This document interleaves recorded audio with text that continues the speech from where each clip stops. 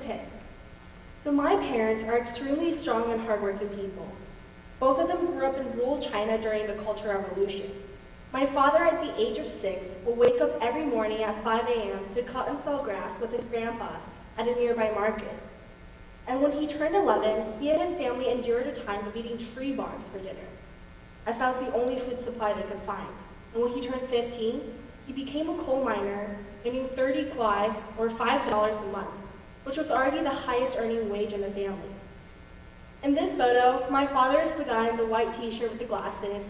This was the first year he started working for Procter & Gamble in Cincinnati. And it was also the first time he traveled back to China since 8 years living in America. And next to him are 3 of his childhood best friends who were and still are coal miners working in Shanxi, China. With stories like this, I can in no way comprehend what my father has experienced. I remember one day I was up late studying, and he came into my room and said, "Wow, Diana, you're doing so much with your life right now. When I was your age, all I had to worry about is whether there'll be enough food the next day." I thought about that sentence a lot. I'm here every single day complaining about the homework load, or having to do the dishes again, but there are millions around the globe who are dealing with problems that are far more severe and immediate. This sudden realization inspired me to actually go into a village and see what my parents experienced as a child.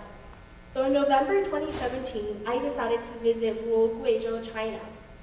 And there, this is a photo of when the principal of the school that we worked with gave us a little tour around the village.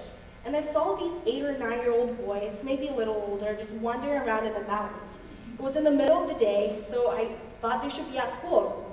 After approaching him, or one of the boys, he told me that his family couldn't afford hiring a shepherd, so he has been in charge of looking after the family's animals for so many years, and this is something he does every single day, day after day. Wondering more, just walking around in the villages, I see all these very inspiring, very pretty and unique houses, but I also see these elderlies in their 60s or 70s carrying these enormous baskets on their backs. And later I learned that for someone living in extreme poverty, you cannot afford retirement. Even at such an old age, they're still farmers, and they earn about $6 a month, which is extremely essential for the survival of their families.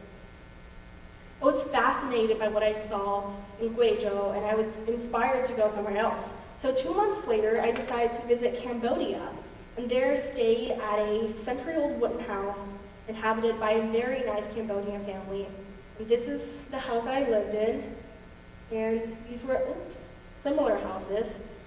All these houses, they didn't have any electricity, and even until today, they still don't have running water.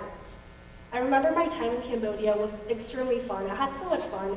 I did so many things. I truly lived the authentic Cambodia life, you can say, because for those days I planted potatoes, and I even ate a few cockroaches. I am not ashamed of that at all.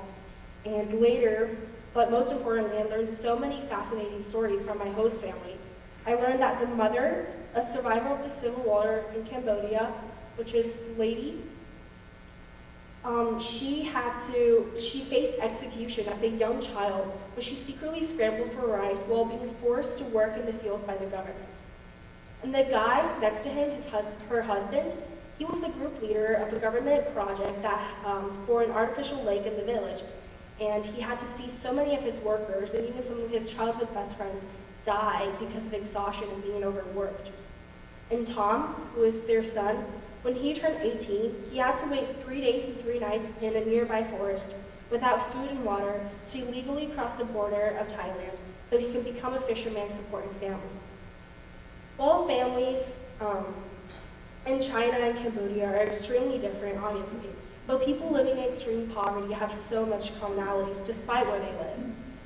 For example, they all rely heavily on farms, which means that if you have bad weather or if your animals got stolen, there's a period of time when you simply don't eat anything or have barely anything to eat. And the children of these families sometimes had to walk 2 to 3 hours just to go to school, and that's only if they do go to school. And most of them spend countless hours cooking or cleaning. And if they do homework, that's at a very late time and under a very dim candlelight.